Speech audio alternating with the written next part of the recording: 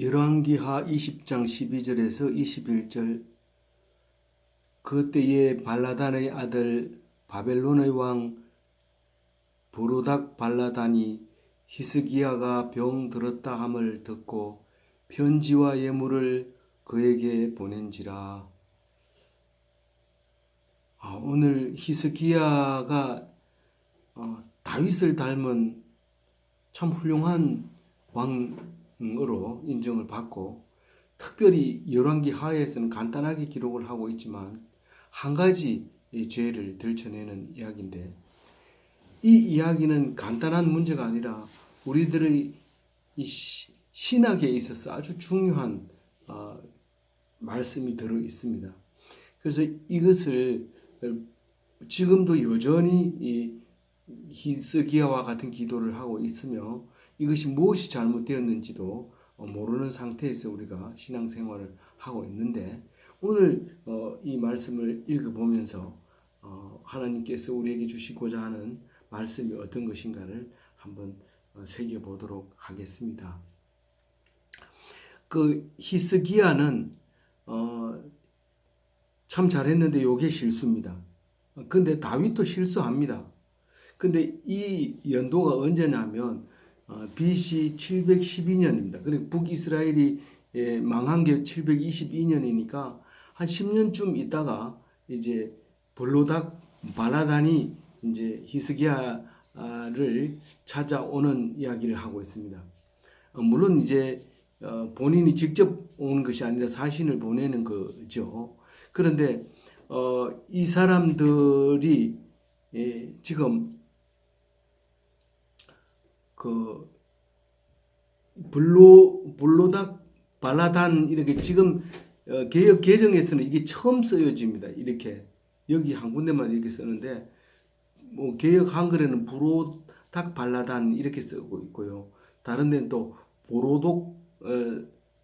보로닥 발라단 이렇게 쓰기도 하고, 나머지 이제 이사야서라든가 이런 데서는 무로닥 발라단 이렇게 쓰는데, 이제 같은 사람을 번역하면서 또 그리고 아주 중요하지 않으니까 그것을 좀 이렇게 통일되지 못하게 이렇게 번역을 한 부분들이 있는 것 같습니다. 그래서 그 보면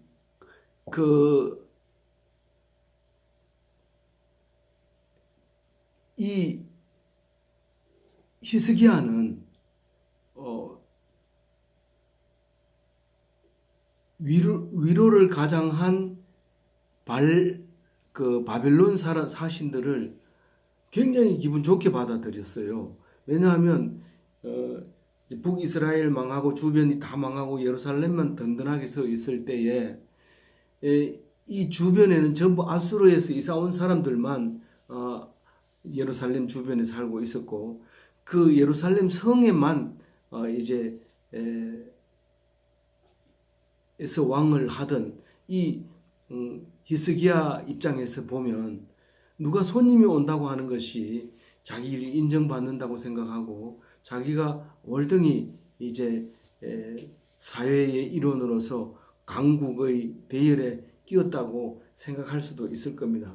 마침 이 바벨론은 아직 일어나지 못한 나라입니다. 거기에 기록을 해놓는데, 노트에 731년에, 그러니까 그 이스라엘이 북이스라엘이 망한 게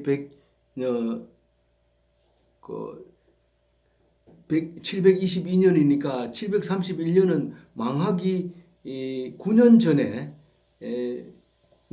이 물로닥 발라단이 이 디글랏 빌레셋을 섬겼죠. 그렇게 섬기고 있는 종이었는데, 721년에 그러니까 예루살렘을 정복하고, 누가요? 아수르가 정복하고 나서 이제 바벨론 왕위를 이제 그 작은 왕으로, 분봉 왕으로 인정을 해준 거죠. 누가 왕이었을까요?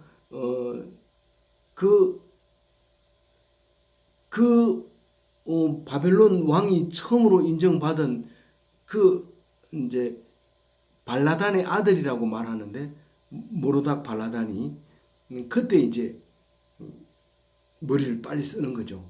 빨리 써서 잽싸게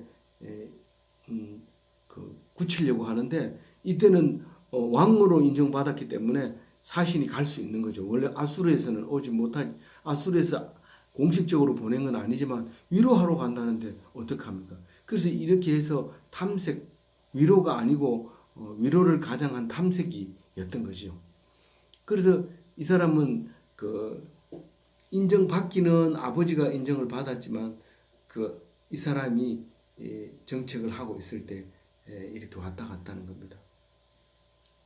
그래서 나중에 이제 사네립이 이것을 진압해서 아주 죽여버립니다. 없애버립니다. 그런데 그 사이에 또 이 사람이 반란을 일으켜서 대들기도 하고 그런 역사를 가지고 있다가 나중에 결국은 이제 아수르가 소명이 다 되고 바벨론이 일어나는 그런 과정에 있을 때 이런 일이 있었던 거죠. 그래서 마음이 풀어지니까 이 사람들이 오니까 병문안 왔다고 하니까 얼마나 좋겠어요. 그래서 다 보여줍니다. 원래 유대인들은 다 안 보여줍니다. 식사하는 것도 사진 찍으면 안 되고요. 또 먹는 건 같이 먹을 수 있지만 제사 지내고 나서 먹는 음식도 같이 안 먹습니다. 유대인들은 철저하게 비밀리에 하는 것들이 많이 있습니다.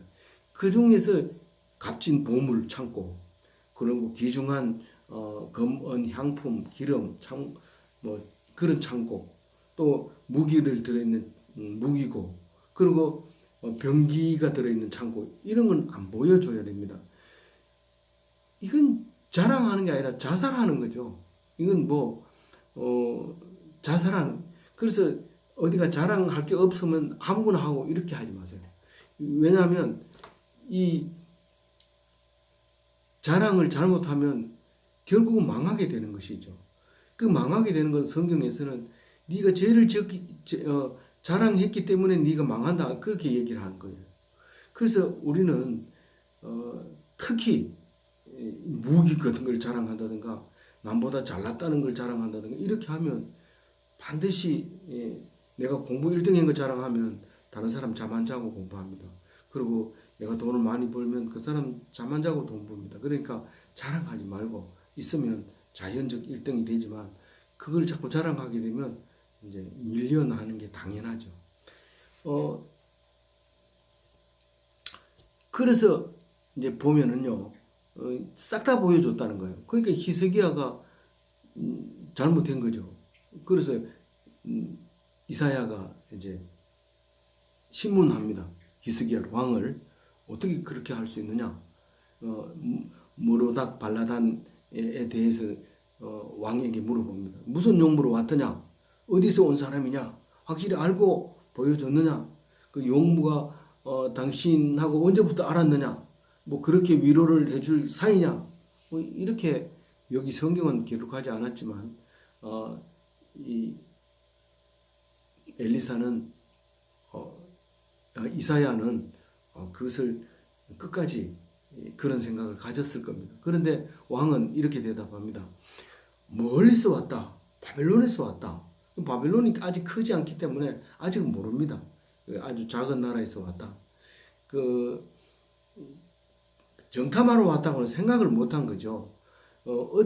어떻게 그 아수르의 그 부하가 나한테 와가지고 감히 그 위로를 하는 거 문안하는 게 당연하지. 그러면서 복에 힘을 줬던 것이죠. 15절에 보면요, 이 궁에 있는 것을 이제 다 보여줬다 그랬는데 안 보여준 것이 하나도 없다고 얘기를 했어요. 그러면 이 말은 강조한 거지만 사실 무장 해제했다는 뜻이거든요. 이제는 무장 우리가 서로 터놓고 얘기했다, 할 거 다 했다. 그럼 이제 그 사람들하고 싸워서 아수르를 이길 정도로 힘이 되느냐? 그렇다면 또 모르지만 그 사람은 또 그런 힘도 안 생기고 지금 나중에 135년이 있다가 이제 결국은 이제 망하게 되는데 135년 뒤에는 그 사람들은 힘을 기르고 이 사람들은 점점 안일한 생각을 갖고 그래서 당연히 바벨론이 이 유다를 망가뜨릴 수밖에 없죠. 만약에 거꾸로 되어 있다면 당연히 바벨론 그 작은 거 아직 크지도 않은 거 애송이 바로 갖다가 이렇게 없애버렸으면 이런 후환이 안 생길 텐데 결국은 바벨론에게 이제 망하는 이야기를 이제 하게 됩니다. 그러면서 이제 그 예언을 하게 되죠. 그 이사야가 히스기야에게 선포를 합니다. 이제는 다 붙들려갈고 반드시 망할 것이다. 그렇게 얘기합니다. 근데 히스기야는 이 자세가 다른 거거든요. 이 다윗과 같지 않았어요. 만약 다윗과 같았으면 다윗이 두 사람이 있을 뻔했어요. 근데 이 사람이 절대로 다윗과 같지 않아서 다행이었어요. 그럼 뭐냐면 이 사람은 죽으면 그만이라고 생각한 거예요. 세상에 우리가 살면서 죽으면 그만이라고 생각하면 기독교인 아닙니다. 근데 이 사람은 지금 죽으면 그만이라는 생각을 가지고 있는 거예요.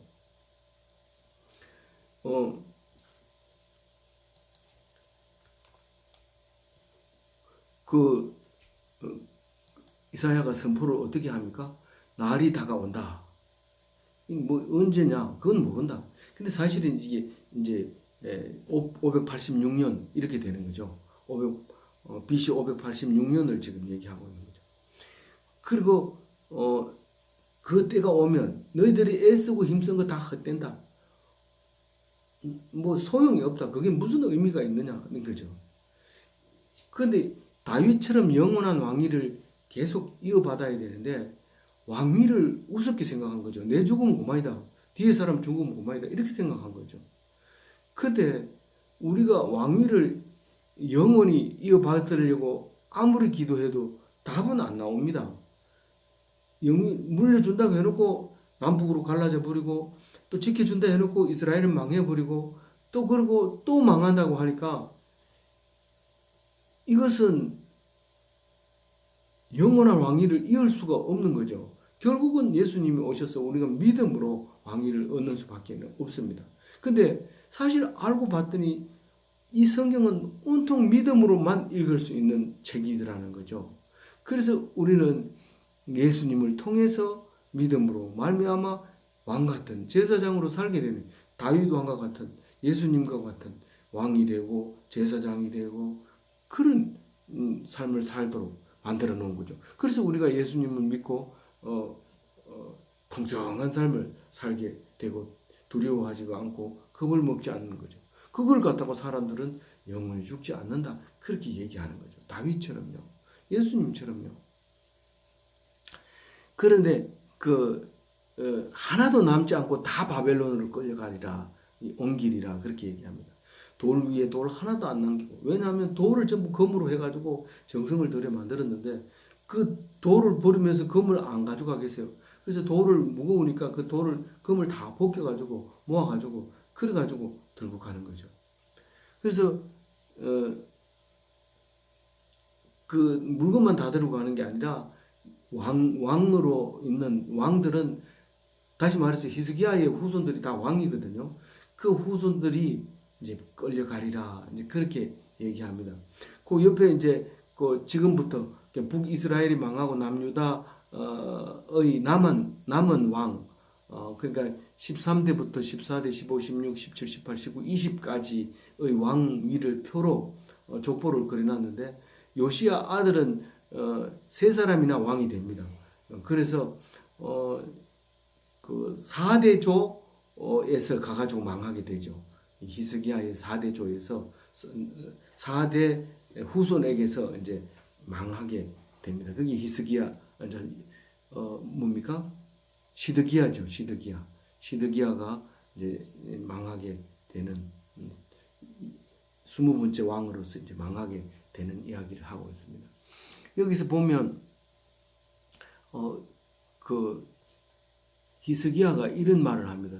네가 지금 죽게 된다고 얘기하니까 아들이 다 잡혀가리라 생각 말하니까 19절에 이게 악한 왕이죠. 히스기야는 결국은 이것 때문에 솔로몬이 잘하다가 그 이방 신들 때문에 결국은 못한 왕으로 찍혀서 사람들이 솔로몬이라는 이름도 안 지어주는 그런 왕이 됐지만 여기서 지금 히스기야는 결국은 악한 왕으로 도장을 찍습니다. 말씀을 순종한 것 같아요. 왜냐하면 뭐라고 얘기합니까? 19절 한번 읽어볼게요. 히스기야가 이사야에게 이르되 당신이 전한 바 여호와의 말씀이 선하니이다. 하나님의 말씀은 선하다는 거예요. 그리고 이제 이내 말씀하는 게 이제 이게 문제입니다. 마지막에 있는 이 문제. 만일 내가 사는 날에 태평과 진실이 있을진데 어찌 선하지 아니하리요 하니라. 하나님의 말씀이 선한데 물론 이 히스기야 기도 속에는 내가 살아있는 동안 하나님을 섬길게요. 그렇게 말함으로써 참 귀한 말씀인 것은 사실이지만 그래서 산자의 하나님이라는 말은 참 우리에게 본이 되는 말이고 신학적으로 중요한 말이지만 여기서 말하는 것은 나를 내가 지은 죄를 선하게 이렇게 죽을 때까지 평안하게 제명으로 죽게 해주니까 그게 하나님이 선한 게 아니냐. 죄를 지었는데도 봐줬으니까 선한 거 아니냐. 이렇게 말하는 거예요. 이게 맞아요. 이것을 히스기야는 선하다고 생각하는 거예요.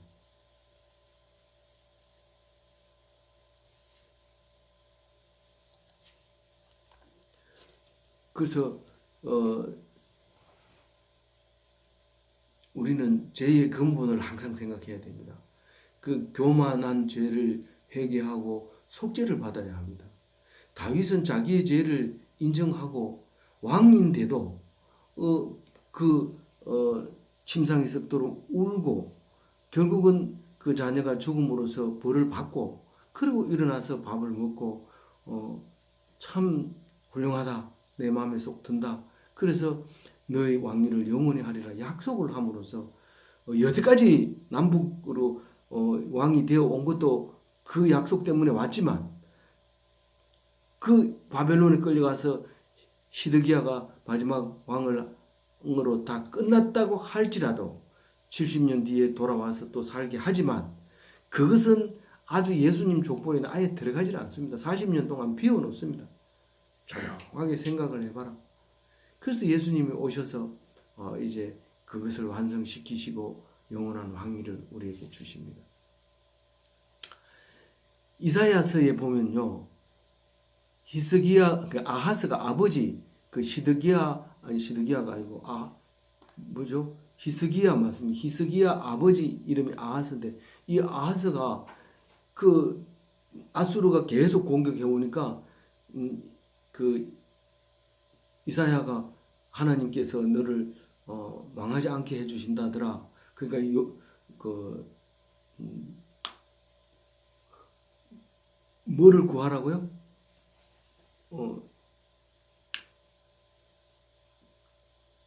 그것을 해준다는